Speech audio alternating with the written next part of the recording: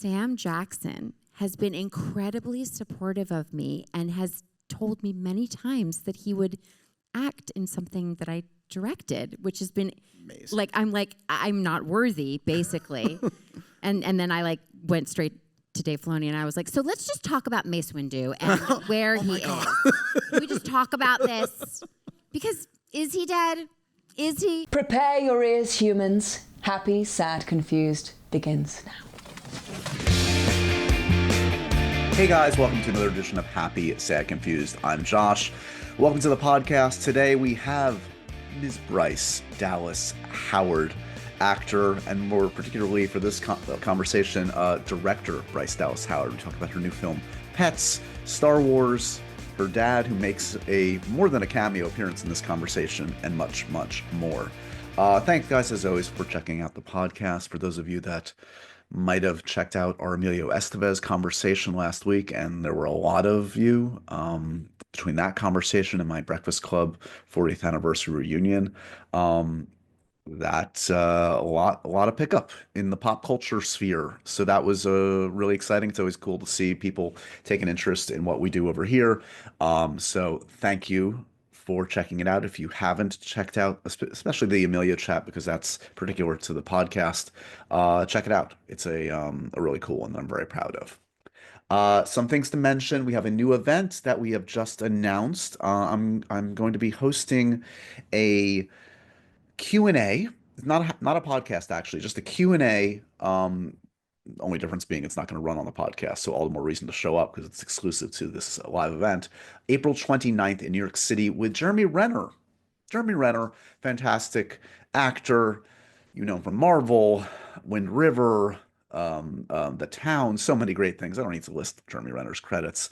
His new book that we're going to be chatting about is all about the aftermath and rehabilitation of his life and physicality after that horrific accident a few years back.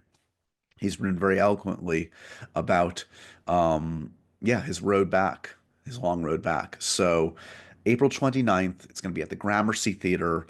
And I always love chatting with Jeremy, and I'm so honored he has asked me to host this conversation. He's not doing a lot of live events. I think he's doing like one in LA, maybe one in Pittsburgh where they shoot his TV show, and one in New York. So link is in the show notes for how you can get your tickets, but come on out, say hi to me and Jeremy. We have some more events coming up very, very soon.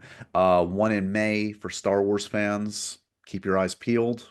Something cool there, and always more to come. As always, the best place to keep track of all the events, etc., is on our Patreon, patreon.com/happysadconfused. We have an exclusive video from my adventures at C2E2 that is up on the Patreon site just for Patreon folks. It includes a little catch up with Sam Hewen and John Boyega and some other cool moments from that really fun day in Chicago recently. Patreon.com/happysadconfused. Merch, discounts, event announcements, all sorts of cool stuff.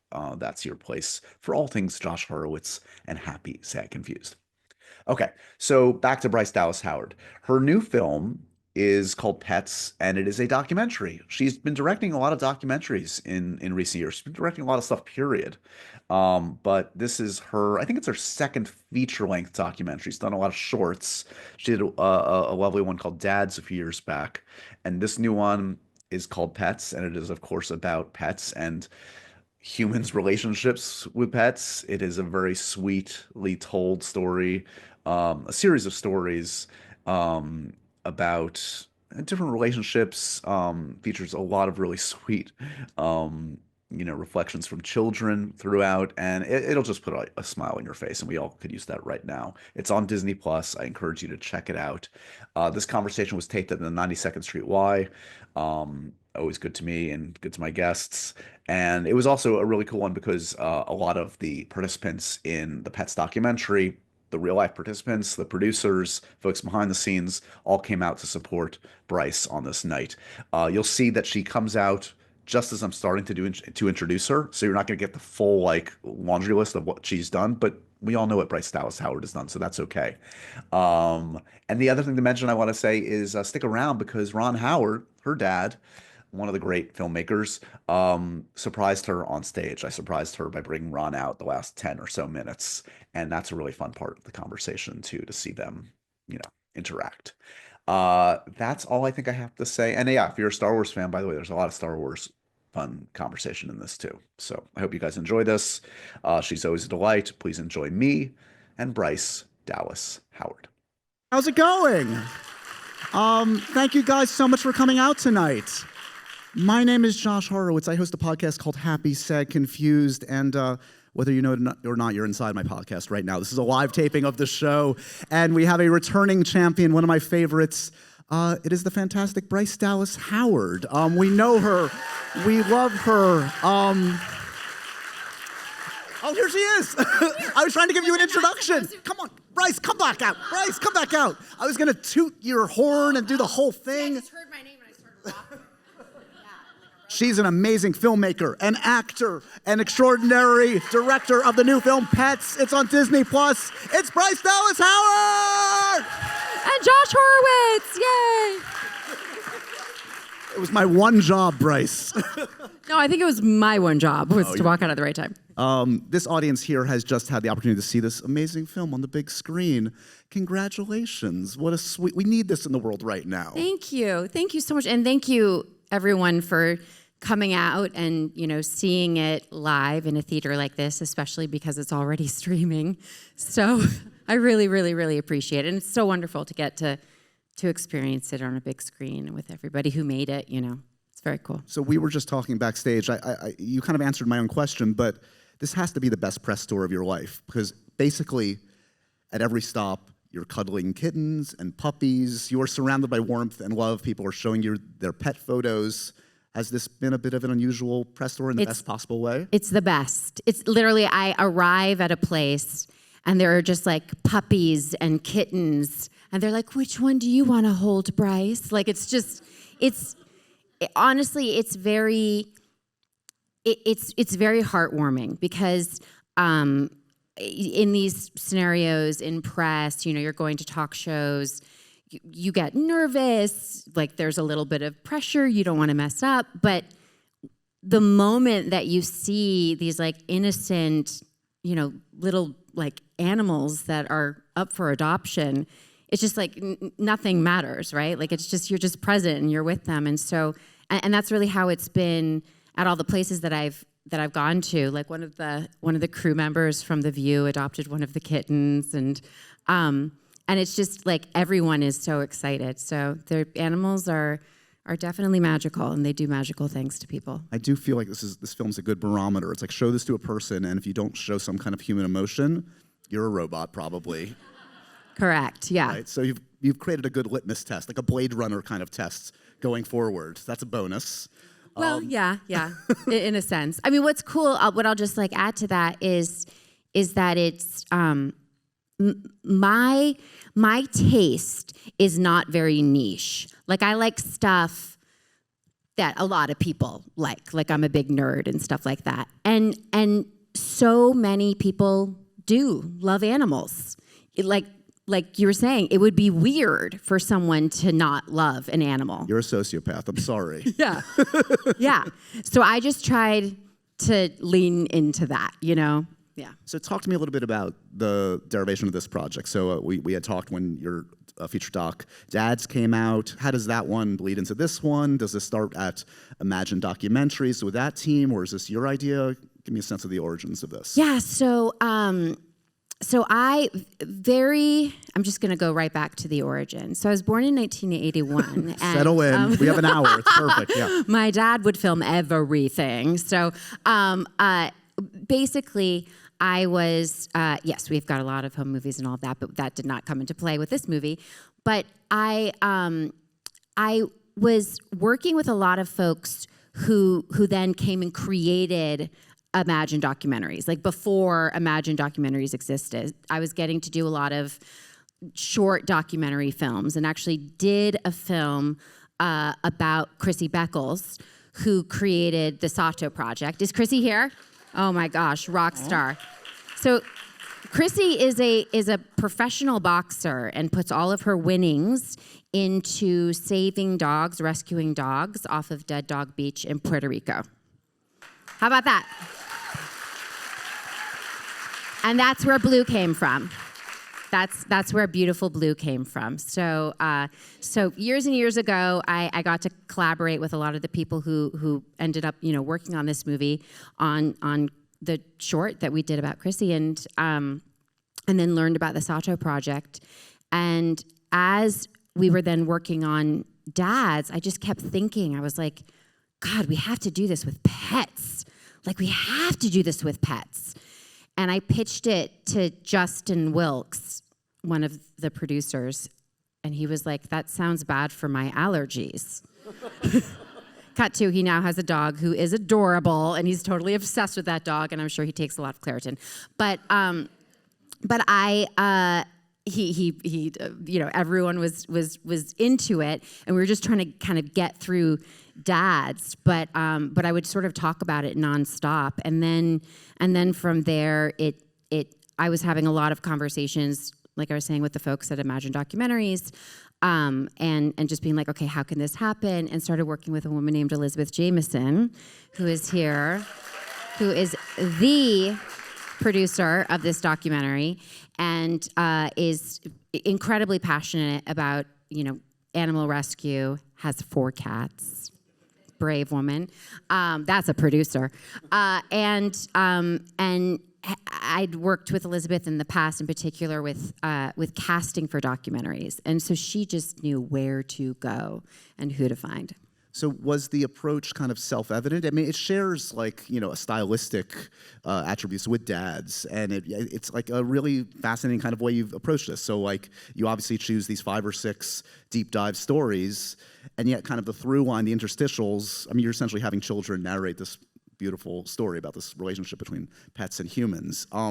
Does that come right at the beginning? Do you go through different ideas, or was it self-evident of how you wanted to tackle the actual structure? Yeah, that structurally, I'm a little bit of a one-trick pony, because way before Dads even, this is sort of what I would do. I love using the Interrotron. The Interrotron is the rig that goes on the camera so that it looks like people are talking to camera. It was created by a gentleman named Errol Morris, one of the greatest documentary filmmakers of all time. And how long have I been doing documentary stuff? Sarah Lynn Critchlow is here in the audience and has been doing it since then, but 12 years or something. 10 years ago you were on the podcast for Soulmates, that's short. So yes. That was a doc. Yes, and this was right before that. Okay. So it was, so I've been loving doing these kind of full body interviews. I've worked with the same DP, Andre Lascaris, who's incredible, and with folks talking directly to camera. And then also was doing a lot of just kind of going out into the field and getting to profile individuals, and kind of just that simple formula, verite and interview style, but something that feels a little bit more like you can go into humor because it's full body. It just makes space for it. So yeah, and then I love viral videos. Checks all the boxes. So, I mean, you alluded to this a little bit in the casting of these stories. I mean, you're spanning the entire world. I guess, is it about checking boxes? It's we need a pig story, we need a falconer, we need how does that work in terms of even figuring out where to go, what kind of stories you're looking for? Because there are a billion pet stories out there. Yeah, I mean, it's unbelievably complex because it really is about so many things. It's making sure that there's the right balance of animals. We wanted to be really mindful of not featuring exotic animals as pets. This isn't the Tiger King sequel, exactly, right? Exactly. And then as well, it's a project and there's a budget, and so you need to be kind of aware of, okay, so we would love to go to Japan. Can we go anywhere else? It was sort of that thing. And Elizabeth just so early on was figuring all of this out, and I the first kind of sort of dossiers that I would receive with all these faces and all these stories and everything. I was like, oh man, this is cool. How are we going to narrow this down? And yeah, so it's sort of kind of just figuring out like what's the team, who are the heroes that are going to ultimately like represent this idea that it's a story of mutual rescue. So yeah. And what about casting the kids? Do I have it? Are your kids in this movie, Bryce? Are your children in it? They might be. I looked at the credits pretty closely. They might be. Okay. They might be in there. I needed kids. Looked around. Wait, there are two. No, I honestly, that's how it usually is. So a lot of again, kids, Elizabeth Jameson, and just sort of like everyone in a way. Everyone was like asking, like the friends of their friends, or like Goldie is the daughter of a childhood friend of Dave Rigo, someone who was very, very involved, worked with him on Dads as well, a producer, and so it's just. Yeah, it was like, I know a lot of the kids were like, Elizabeth knew them and stuff, but what was important is that it was like the kids weren't actors or performers, that it was all very real. That was the whole reason to interview kids, that there wasn't going to be any artifice. And so I was really, I just loved, because all the kids were totally themselves. They came in their outfits, and I was like, I think I know what you're like. And it was just awesome, really awesome. What I also find interesting is, like, there is a through line between your narrative directing and this. I mean, there's a different version of this movie that a different documentary maker could make. That's more of like a scientific approach, like what's the linkage between man and pet. And this is an emotional story. This is about emotions and connection and warmth, and that shines through, I think, in all of your directing work. Is that, I don't know, is that fair to say that that's kind of something that's emerged as kind of a guiding force in all the films that you're tackling? Yeah, I think I've realized that I don't like talking heads. Like, I have a really hard time with experts talking expertly. I don't know. it just takes me out of it. Like, I'm like, what does this cost you to say this? Right.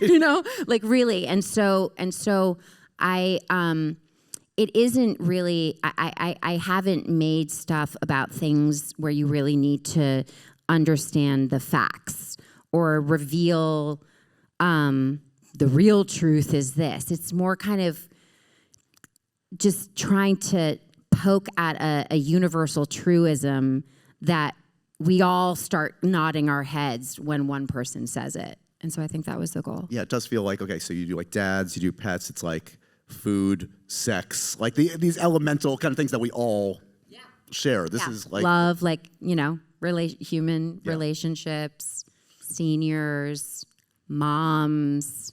Hello. Sarah Bernstein, you've been all over that forever. We just got a peek at the development slate, I think, right?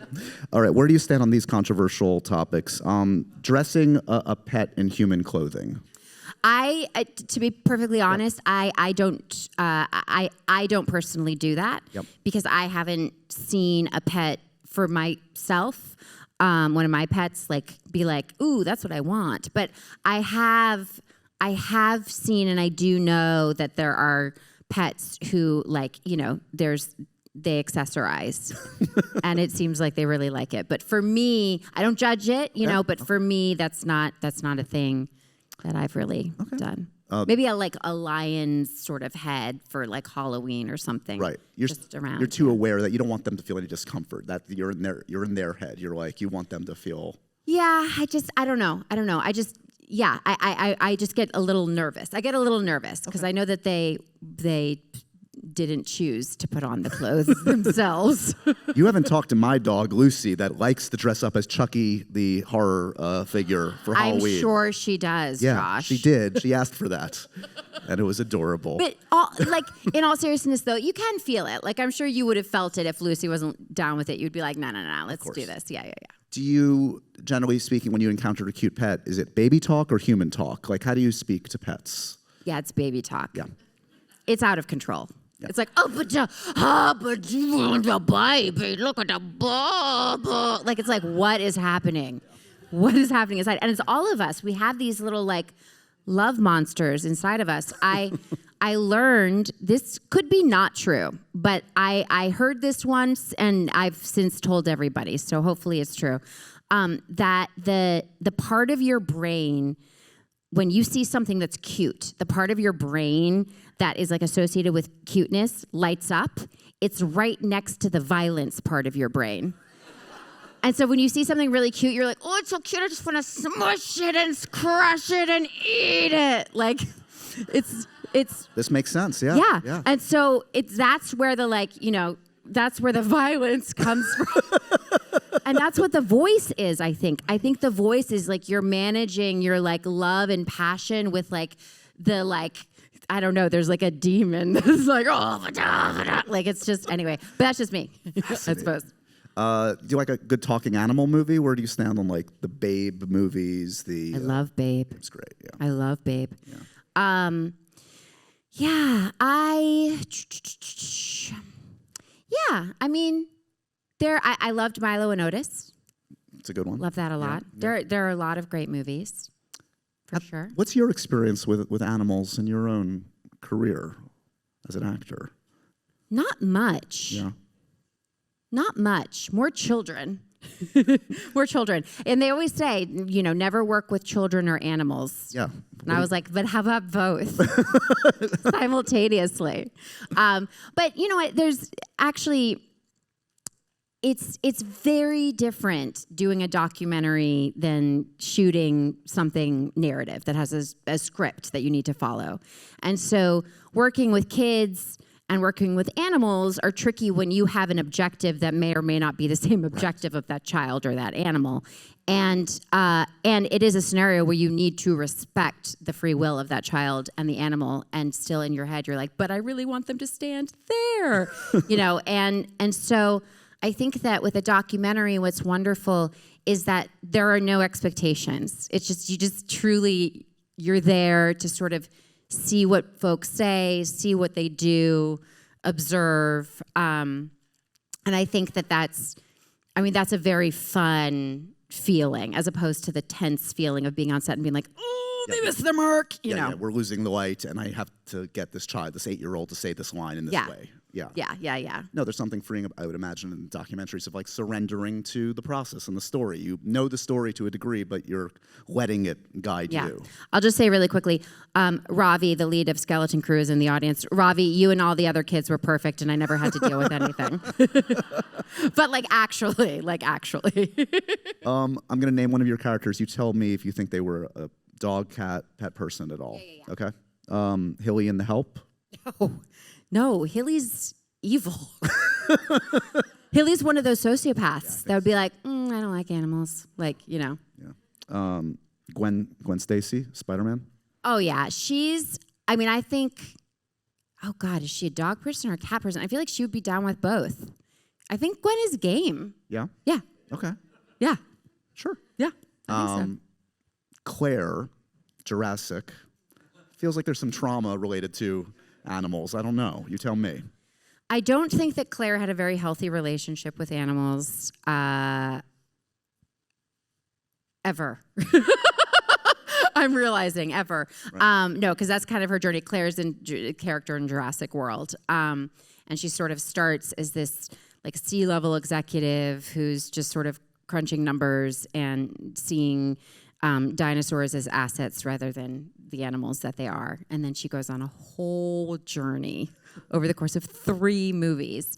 But maybe by the end, she's ready for a velociraptor. Yeah. Correct.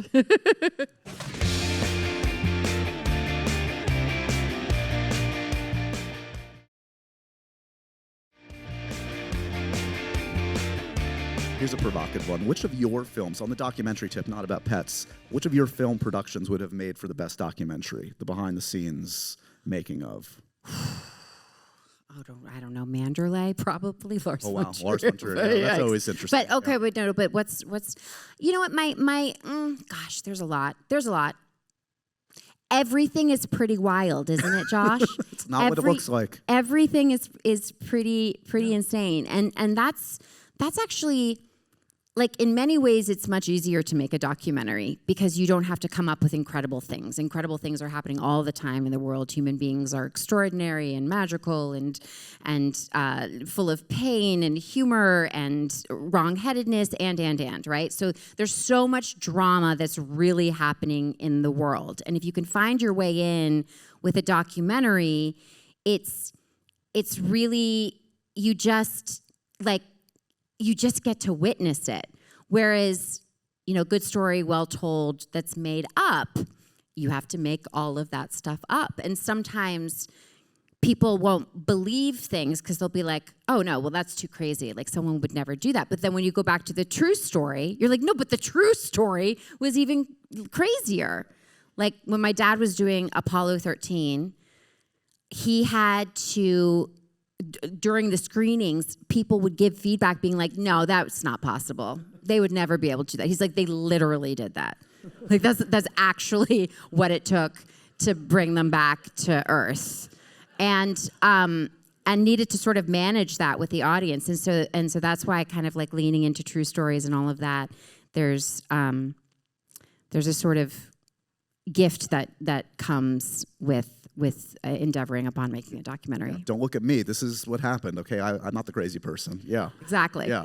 On the narrative side, so you have these amazing early experiences as an actor in film, right? So it's the Lars von Trier's, the M. Night Shyamalans. Like, are you, in those early experiences, soaking it all up with a mind towards, I'm going to be a director? How early on were you thinking seriously about that? Well, I was directing theater by then. Okay. So John Watts, actually, who incredible director and showrunner for Skeleton Crew, he recently, we went to college together, and he still has a playbill from a play that I directed, This Is Our Youth, when he came to see it when I was like 19 years old. So I was sort of known, I was in the drama program, but I was always directing outside of school. And like I put on a production of No Exit in the subway station, which was really fun. And we only got broken up by the cops like 3 times. But it was great. I was like, meet at the Columbus Street exit. And so it was wild. And so that was definitely, that was something that I loved. Mostly those circumstances were about that there were actors that I was like, oh, these actors are so good. I want to see them do their thing. It's ridiculous they're not being cast. It was that kind of thing. And then as I've always, as an actor, I've always been very director focused. And because it's, it's ultimately, as an actor, you need to be of service to their vision. And even if you don't think like that, you will, because you leave and they cut together your performance. So I definitely, as I was starting to work with directors, everyone does it so differently. And it was amazing to get to observe that and learn that. And something that my dad has shared many times is because he started as an actor and then transitioned into directing in his early 20s, and he really misses being on other people's sets because it's so cool to see how people solve problems differently. And obviously, look, by virtue of the fact that he was your dad, you spent a lot of time on sets as a kid too, and then we get into the Star Wars side of things, and this I didn't actually realize until I was reading another interview you mentioned. Not only you got into Star Wars, and I know you shadowed your dad on Solo, but prior to that, you were friends with Natalie Portman. You were on the set of some of the prequels, right? Yeah. So what was your experience like? Were you there a lot? Like, were you witnessing those? Yeah. George do his thing? Yeah. It was really cool. George, he's extraordinary, as I'm sure we all know, and he gives this great direction where he's like, say that faster with more intensity. And so I'm always thinking that when I'm directing, I'm like, oh, if George came in here, he'd be like, say that faster with more intensity. But I went to summer camp with Natalie Portman, and we became buddies. And when she was shooting the prequels, I got to come and visit and stuff. And she was 15 and like turned 16 on the set, and it was unbelievable to get to see that kind of Like I remember Keira Knightley Right. on the She's set because she was Natalie's double. Yeah. And just being like, oh my gosh, this girl looks so much like you, Natalie. It's wild. So yeah. Crazy. And then flashing forward, you know, your dad, you know, through circumstances ends up directing Solo. Mm-hmm. And I guess you saw that as an exciting, like, this is a once in a lifetime opportunity. Yeah. And I was like, I'm calling it in. I'm calling the favor in. I have, I think it's important to just say this. I'm a third generation actor and director. My dad was incredibly privileged, my dad and uncle, to be raised in a household with parents who worked in the industry. I, in turn, have been enormously privileged to be raised in a home where my dad is doing the work that he's doing. My mom is also a novelist and is absolutely incredible. And so it's a joy to get to do the stuff that we do, and but it's a very rare thing. And so I just want to, like, I talk about all these things in ways that are very, you know, it's very fun and it's a part of my life, but I just want to acknowledge for a moment that this is a very unique way to be raised, and I've been very, very lucky. And I've tried my hardest to put everything that I've learned into my work. And so I've, you know, that's kind of been my ethos. And then my dad got this opportunity to direct a Star Wars movie. And I was like, I don't care, I just want to be on the set. Just give me this chance. Like, I just want to be on this set. Like, I was manic about it. And he at first was just like, no, like you can't, like it's a closed set, like you can't come on set. And so I really begged, and I was like, I want to see how this is done. You know, how a movie like this at this kind of stage is, how everybody does it.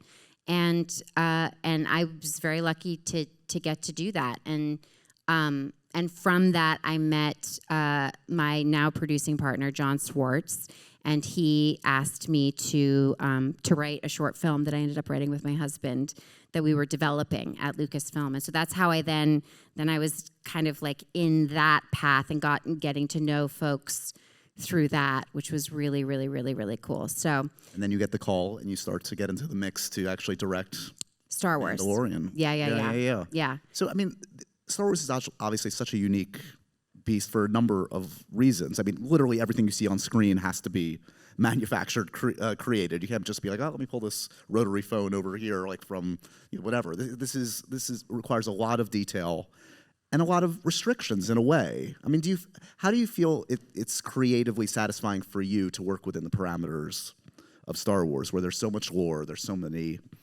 you know, strictures to abide by? Yeah. Well, I mean, Star Wars is awesome.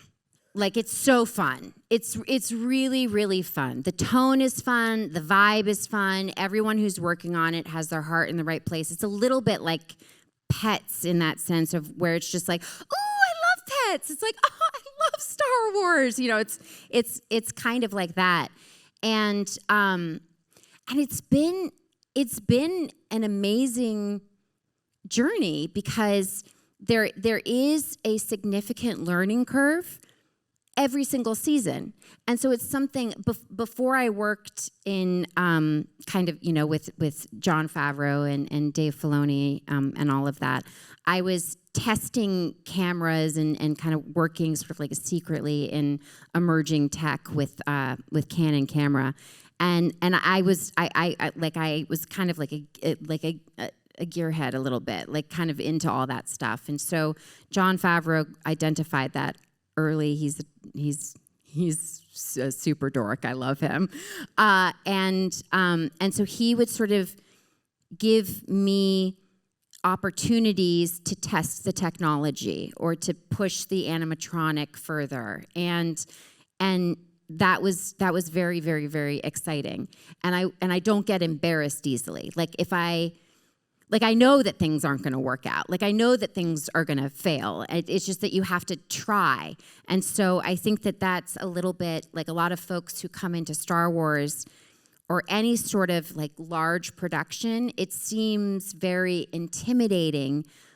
But I think what folks don't realize is that every single time, every person who's involved is learning something new, because the industry is developing. It's very technical and has a scientific component to it.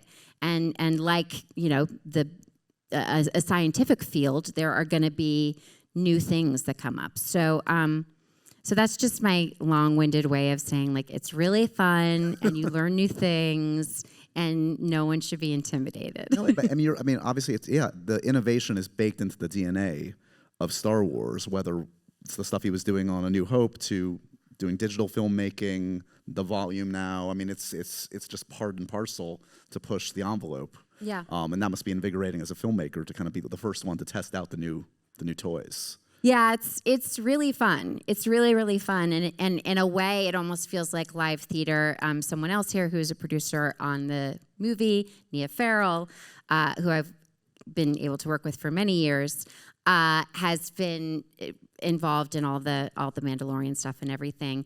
And Nia comes from a background with devised theater.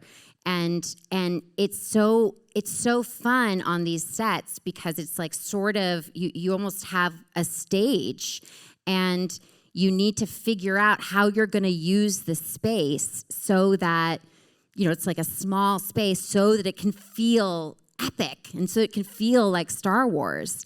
And it ends up being it sort of ends up being like you're putting on a show. There's so much more prep. It's more like the rehearsal period of time that you would have for like a Broadway show or something.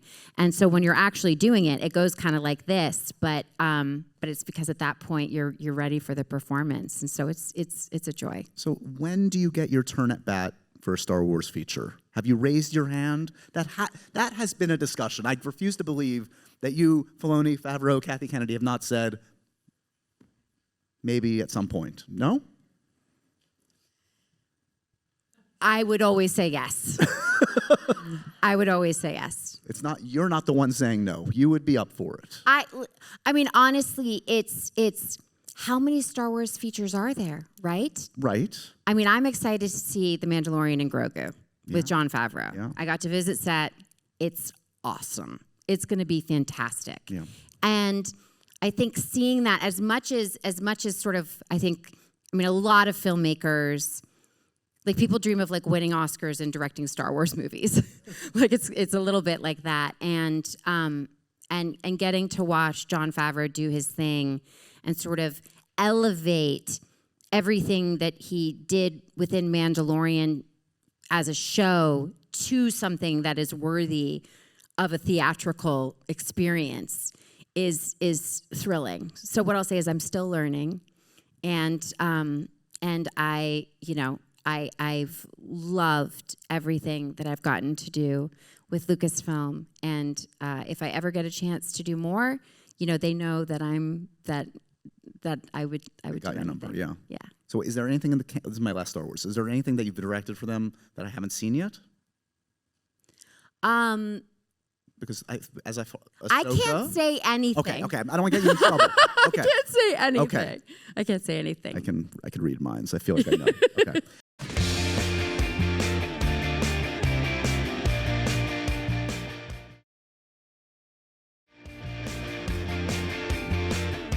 You kind of alluded to some of the documentary projects that you have on your mind. Mm-hmm. So you're going to be continuing down, I guess there are ostensibly 3 different paths. There's acting, there's the docs, and there are going to be narratives. Is that sort of like, how do you prioritize? Is it like, I want it all, and however they fit together, they'll fit together? I mean... Well, it's literally in my entire career, which is at this point been like 24, almost 25 years, I've only had a conflict once between 2 projects. And one was a directing project and one was an acting project. And so usually it's honestly, it's like, oh, thank God I'm like working. Thank God that there's like more things that I do. Because if I only sort of like, it's like diversifying the portfolio or something. And so, I mean, I absolutely love acting. And acting for me is an opportunity to learn from filmmakers. So I'm always seeking out those kinds of opportunities. And then I love directing too. So if I'm lucky enough to do more of anything, that would be awesome. All right, we've got a bunch of audience questions. Before we get to that, I have a very random question that I promised my editor, who's the biggest Spider-Man fan on the planet, to ask you. You ready? What was your perspective on a kind of infamously iconic scene, the jazz club scene in Spider-Man 3? I want your perspective on this. It's not usual for a Spider-Man film to have an extended dance sequence in a jazz club. What was Bryce's perspective on that? My perspective was that it took a lot of rehearsals for Toby and I to do something that was not ultimately incredibly impressive. No, I mean, it was fun. It was cool because Sam Raimi, for me, Spider-Man 2 was like blew my mind because it was taking the piss out of Marvel in a way. Before Marvel was even Marvel. It sort of established that tone. And that playfulness and irreverence is just delicious and so fun to film. So yeah, so Toby and I practiced that dance a lot, and you know, it was one of those really fun situations where you're shooting all night and everyone is delirious, and you know, it was fun. We're talking about it to this day, so that means you made something special. Well, he was wearing eyeliner, so that was emo Peter Parker, he was famously. emo Peter Parker. Yeah. So, okay, inevitably when you do the directing career continues, you direct a narrative feature. Are there actors on the list? You've worked with some of the best of the best. Who's an actor you are dying to work with, dying to direct? Oh my gosh, that's so fun. That's such a fun question. Oh my God, all of them. Oh, actors are so great. Honestly, I mean, it's, I would love to direct Chris Pratt. He's very funny. He's like a very funny person. Sam Jackson has been incredibly supportive of me and has told me many times that he would act in something that I directed, which has been amazing. I'm not worthy, basically. and then I went straight to Dave Filoni and I was like, so let's just talk about Mace Windu and where he is. Can we just talk about this? Because is he dead? Is he? He said on this very stage he wants back in. Mace Windu still has one arm running around the galaxy. Correct. Right? Yeah. You also have some great actors in the family. Might I recommend dragging your dad fully out of retirement? Yes. Come on. Yeah.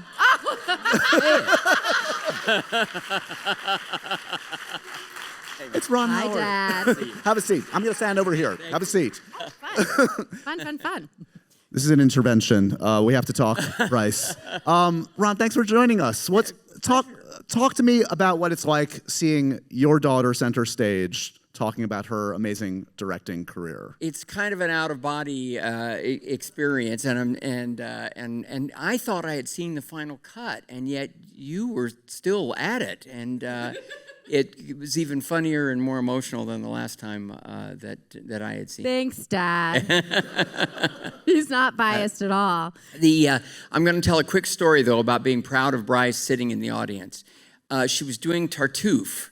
It was her first, she was just out of NYU, and it's Broadway, and it's opening night. And Cheryl and I have to help her get to the theater because she has a fever. And yet it's opening night, and she's going to go on, and she does. Food poisoning because of what you brought over to the house, Paige, my sister. Oh. And so we're going there, and it's it's Broadway. I've never been on Broadway, but and here she is. She's got a terrific role in just prior to intermission. She's got this scene where she's crying at her father's feet, and it's and I'm close enough that I can see real tears, real emotion. It's kind of incredible, and I'm just beaming I'm just feeling this pride, this emotion myself. And I look over, and my wife Cheryl, who's here tonight, is kind of like this. And I'm surprised that she's a very emotional audience member in person. I'm surprised she's not swept up by this. And so then intermission comes, and I said, weren't you just knocked out by Bryce? Wasn't that amazing? She said, yeah, she was great. And I said, yeah, but she was so emotional and, real tears. And I looked over at you, and I thought you'd be more into it, And she said, are you kidding me? She did that every day of her life when she was 17. That's a light switch for her. But so I've been a very lucky father, and Cheryl would attest to this many times, whether it's a premiere and a great performance or something that she's made as a director, and here's another great one. Thanks, Dad. You're so sweet. Bryce, can I ask you, what's the most implicit or explicit advice you've gotten from watching your dad work over the years, whether it's being on his sets, seeing his films, or directly talking to him? What has informed your work as a director, seeing how he does what he does? I would say his confidence within collaboration. A lot of folks I've seen hesitate to collaborate because they're afraid that other people will not then see them as the leader, or they're afraid that folks will think that they don't have the answers. And I've just observed my whole life, he's an unbelievably bright, creative, experienced individual, and yet he still will always, always, always listen to feedback, pay attention to how people are responding, ask people, what they're thinking, how it could be better, empowering, the crew and department heads to, one time I remember hearing him say about the folks that he was working with, he was like, yeah, it's important to me that people are not guessing what I would want. I want them to be doing what they think is best, not guessing what they think I want. And so I think there's an integrity within that I really respect. And beyond integrity, it's effective. It's the best way to engage in collaborative storytelling. It's there's a reason for me. This is not a diss on anyone who has this title, but I like directed by, and then my name rather than a film by, because it's not a film by me. It's a film by everyone who worked on it, and the editor and the DP and the producers and so I think that he really modeled for me sort of how to navigate a career like this without an ego, with that mission of good story well told, knowing that the way to do that is by assembling an incredible team of people, from all different skill sets, all different backgrounds, and to empower them to do their very best. With a good crew, everybody's a filmmaker. Everybody there is a filmmaker. And the first time I went to see Bryce directing a narrative piece, I think I came on day 2. It was only a 3 or 4 day shoot, but I came on day 2, and it had a crew, and I recognized some faces from people that I had worked with, and she was so relaxed and so on top of it, and it was just fluid. It was just going. It was just amazing, and one guy came over to me, a grip who I'd worked with a number of times, and he said, duck off a water's back. She's just taken to it from day one. It seems like she's been directing for 10 years. So, but I think that Bryce approaches it, and I think a lot of really intelligent actors who choose to direct can almost always pick up on the rhythms of the process very easily and comfortably. But I think one of the reasons that Bryce moves easily back and forth between scripted and documentaries is she's so driven by curiosity and kind of what's at the essence of a potential moment. and how do we get there? And she just loves being at the center of that discovery, and whether that's discovering what's been found in an interview or a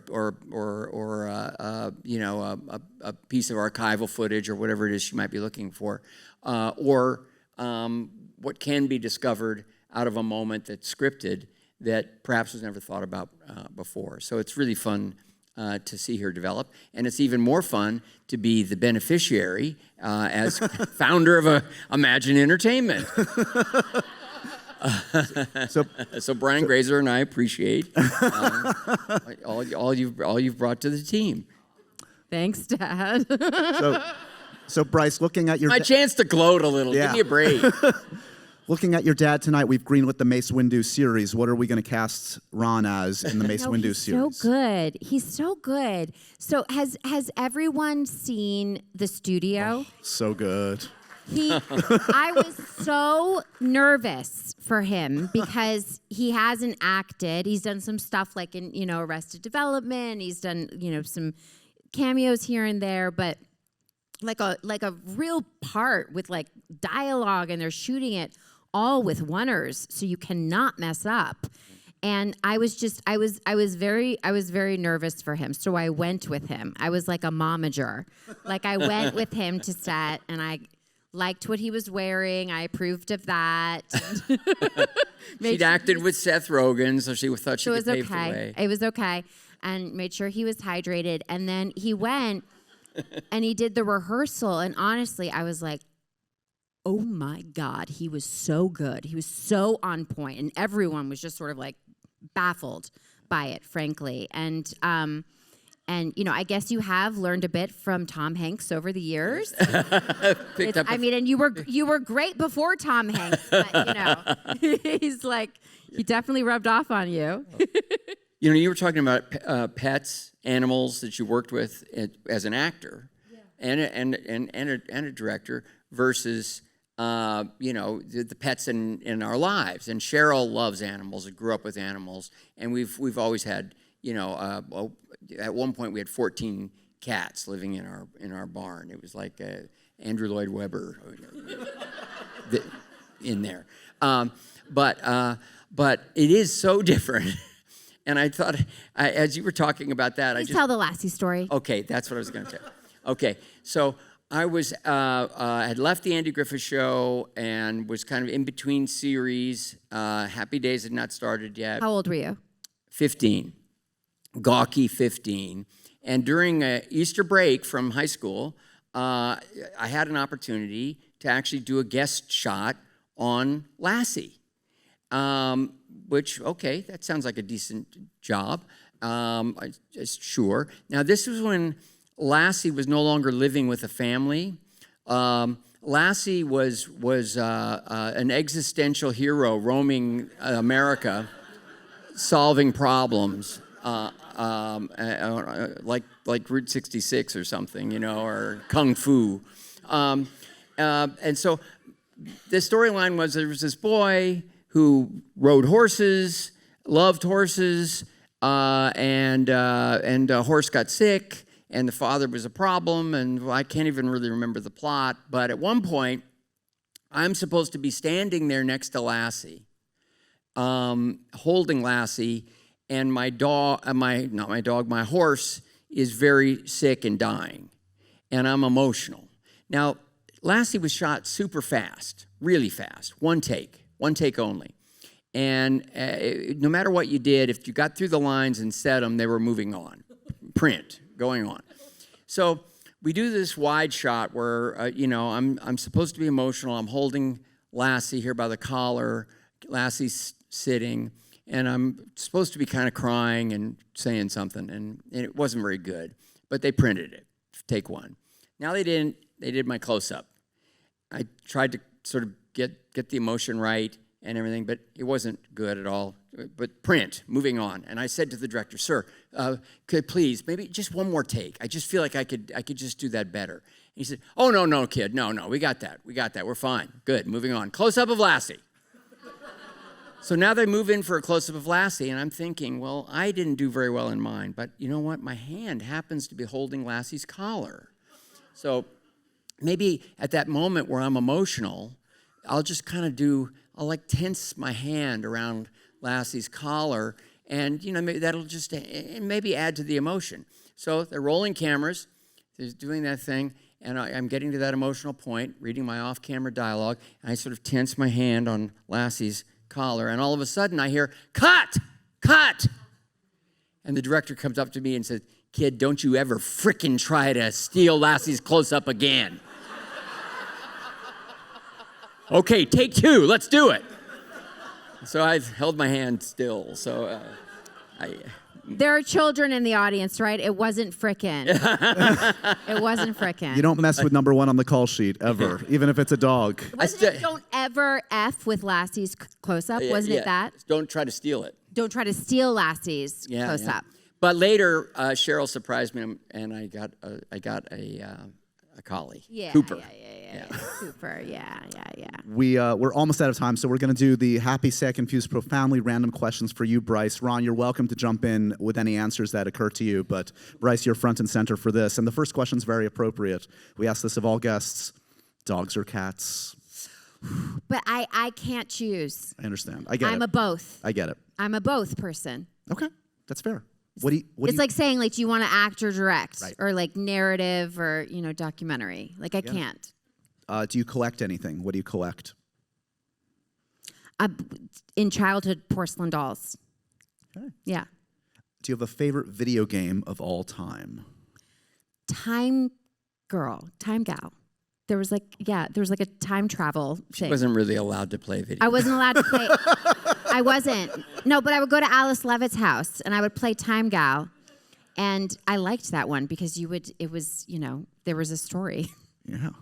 Wallpaper on your phone? What's the wallpaper on your phone? Oh, it's usually either a pet or an animal, or just when I'm overstimulated, I have just a neutral background of like a splotch painting that I made. I paint, and so it's just like a neutral thing. Last actor you were mistaken for? Oh, I think it was, God, what is her name? I swear, Jessica Chastain. Like literally 2 days ago. Which is always a compliment. I was made up, and so it's like when I look really good, sometimes people think I look like Jess. What's the worst note a director has ever given you?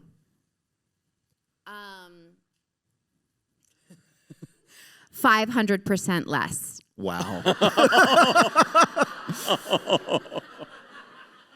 Wow. Thanks, Lars. Oh, no. That checks out. And in the spirit of happy, sad, confused, who's an actor who always makes you happy? You see them on screen, you're immediately in a better mood. Oh my God! I mean, David Oyelowo. I mean, but there's so many. Great. He's like no matter what happens, he makes everything great. So. A movie that makes you sad. A movie that makes me sad. Forrest Gump. Yeah. I cry a lot with that one. Yeah. And finally, a food that makes you confused. You don't get it. Food that makes me confused. Why do people eat that? Yeah. Oh my God, like all of it. You're No, anti-food? I'm the worst eater. What? I can't. You're picky? I eat like a 4-year-old. Don't I, Dad? She won't eat her vegetables. She still won't eat her vegetables. No. What? Give me never the eat list. vegetables. Give me the list. What are the don'ts? What are the...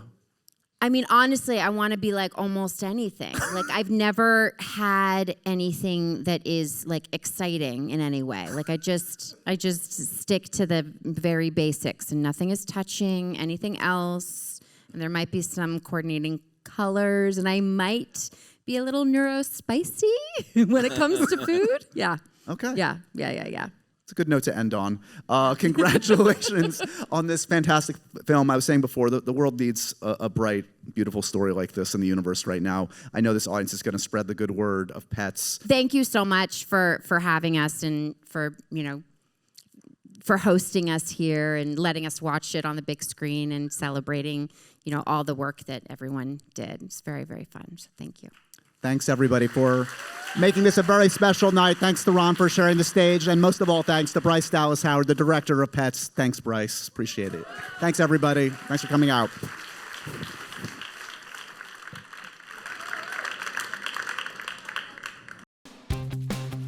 So ends another edition of Happy, Sad, Confused. Remember to review, rate, and subscribe to this show on iTunes or wherever you get your podcasts. I'm a big podcast person. I'm Daisy Ridley, and I definitely wasn't pressured to do this by Josh.